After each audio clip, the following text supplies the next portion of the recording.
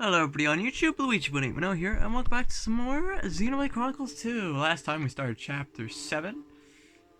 We almost gave up hope for a minute, but we regained that hope, and now we're on our way to save Pyra. Also, I feel bad for Rex. He's out here just getting hurt every two... He got hurt twice last episode, and looked hurt. Oh, I think stick's malfunctioning. Are you all right to be up and about? Yeah. I'm all healed up. Sincere apologies. If I hadn't attempted to destroy the Aegis, they would never have. If you'd done nothing, they'd have come for her anyway. You're not to blame, Your Majesty. It's my fault. 500 years ago, this kingdom was rent in twain. Some followed Adam, who sought to live with blades and titans as equals. Others opposed him, preferring to consider humans as the masters and titans as our tools. When Adam returned to the Ether, his rivals seized power, leveraging the power of the Omega Fetter. They declared themselves the Tantalese Royal Dynasty. Claiming they were the hero Adam's descendants. Precisely. My ancestors merely used the name of the beloved Adam in order to win over the people. Before long, we resolved to protect ourselves from meddlesome foreigners by descending deep into the Cloud Sea, taking the dirty secret of our family's lineage with us. The Praetorium, for their part, did not protest. Can you guess why? No. They offered to stay silent in exchange for a certain resource. An annual tribute comprising a fixed quantity of core chips. I have something I wish to show you. What is it?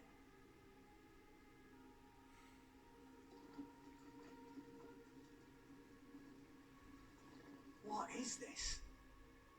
This is Gembo's ether flow. The Titan draws in the fabric of the Cloud Sea and uses it as a source of energy.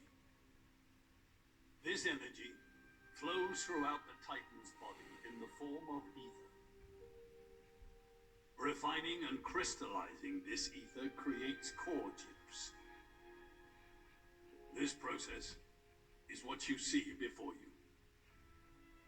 So, in other words, you're siphoning away a portion of the Titan's energy. Our cold climate and poor harvests, they are the unfortunate side effects of this process. I think I'm beginning to understand. Core chips are vital to every nation's military and energy policies. The Praetorium desired this power. How come? Allrest at the time was in crisis. But for the Praetorium, it was a precious chance to expand their sphere of influence.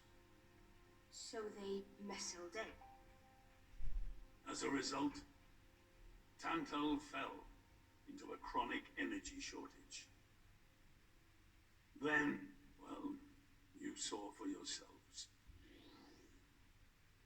Near frozen Earth, failing crops, the Tantalese people are forced to live in abject poverty. So why not just leave the Cloud Sea? Genbu can move, right? Just go somewhere warmer. They fear contact with other nations. Too afraid it might expose the truth behind the legends they spun about Adam. That would explain their isolationism. Indeed. That was 5 centuries ago. Now the Aegis has awakened. The Praetorium is demanding we hand over the Omega Fetter. They are threatening to reveal our secret if we do not acquiesce. Indoor? Threatening me? get it now. That's what was in that letter. Enough was enough. I couldn't stand by and let the Tantalese people suffer any longer. Therefore, I made a decision. And that's why you... Yes. I knew there was a chance that the Praetorium would use the Aegis against us. But if I could neutralize her power, perhaps we would stand a chance of opposing them. And perhaps by saving my people from poverty, I could absolve the sins of my forefathers. You didn't think about using the Aegis's power yourself?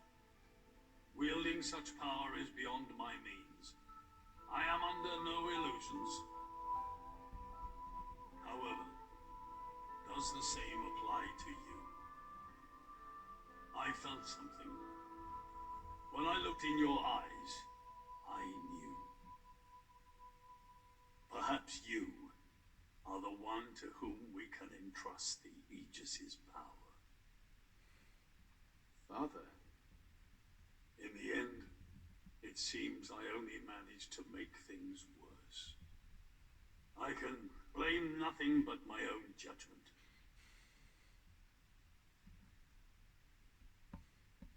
This tome records the deeds of the hero Adam. According to this, he saved the world from destruction using a white sword, and then disappeared, along with a red sword. White and red. It must mean Mithra and Pyrrhus swords. Whoever wrote this must have had a personal connection to Adam. And, most curiously, after Adam disappeared, the author of this book went looking for something. Something. The third Aegis sword. There's a third. Apparently, this sword was as transparent as diamond and gave off a clear, brilliant light. But Adam went his whole life without using the sword. In fact, he could not use it. What do you mean, couldn't? The sword was simply too powerful. Even he, the legendary hero, could not contain the power it commanded. And thus, fearing its power, he sealed it away somewhere. The author therefore surmised that this sword alone was the one true sword of the Aegis. Now, Rex, you were defeated by Jin. Doubtless that man is a powerful warrior. But even so, can this be right? Can the Aegis herself truly be outmatched by a single opposing blade? Would it not make more sense to presume that you lost because you have yet to unlock the true power of the Aegis? You mean I'm the one who's been holding them back?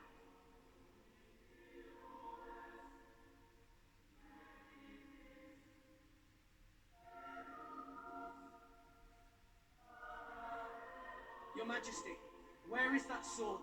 We have to find it somehow. We have to find that sword and rescue Pyro and Mithra. Regrettably, the book does not specify the sword's location. But there must be. However, reading between the lines, it seems the author suspected that the sword lies somewhere in Etheria. It's not much, but that's where I would begin the search. In Letheria. Are you ready? Huh?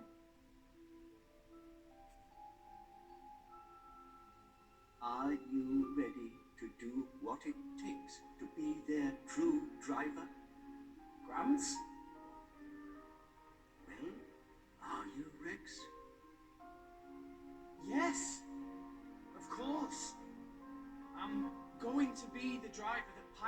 Mithra deserve. And then, I'm gonna take them to Elysium. Men, come with me. I'll show you the way.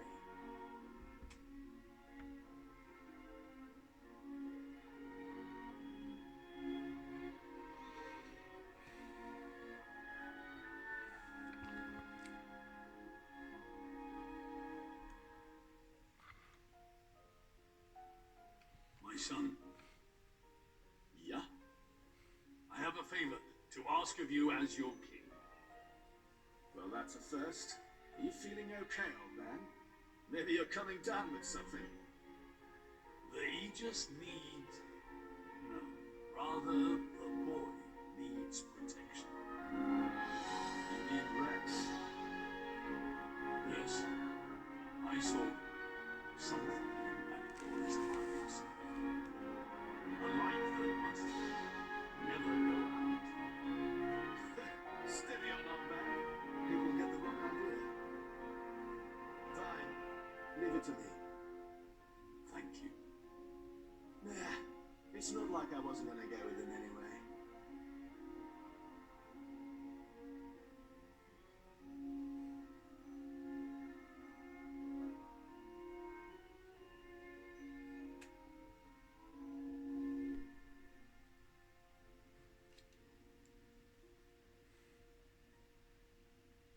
You really can't judge a book by its cover. Who'd have thought that sweet-looking girl would threaten to destroy herself?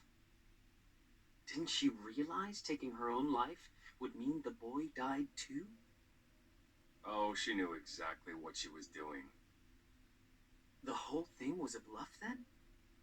No, not at all. The reason she gave her core crystal to the boy was to replace his heart after Jin put hate to it.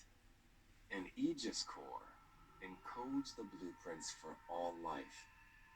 She took advantage of that. Incredible. I had no idea such a thing was possible. Aegises truly are a breed apart. Cores are constantly accumulating data about the outside world. The fact that their injuries are mirrored is a result of their twin cores exchanging information. If you wanted to be poetic about it, you could say that their very lives are intertwined.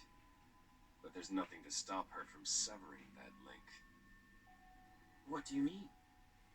Before issuing the kill order to the Artifice, she would have transferred the remainder of her core to the boy, letting him live on, heart complete. An Aegis can survive for a short time without a core crystal. Don't ask me why. It's just how we were made.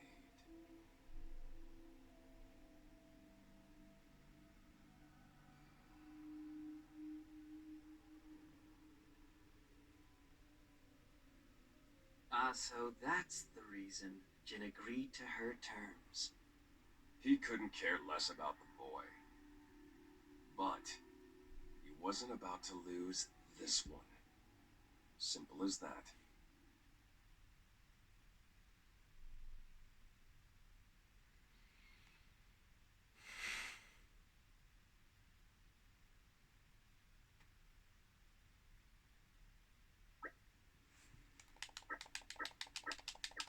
Alright, well. Time to go to the Letherian Archipelago. Wait a minute. Let's just go to a location in Letherian. Let's rest the spell. Oh, I'll it's follow you to the right there. Nice. Okay, well, I think I'll do it for this episode. Make sure you guys subscribe, and I'll see you guys next time.